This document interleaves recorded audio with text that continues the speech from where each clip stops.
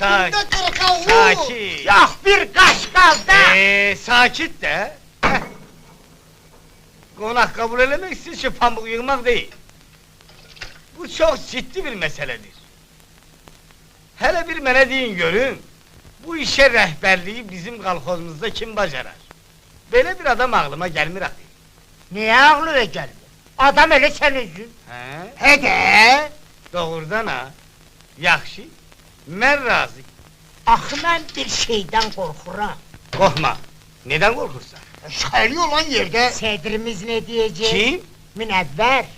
Münevver. O heç razı olar mı ki? O ola sen rəhbərlik edəsən? Gedir. Onda biz belə eləyərik. Mənə bax. Sabah səhər 8 tamamda... Bu şirkete mükafat verilen saat değil. Əşi, heç mükafatın yeridir.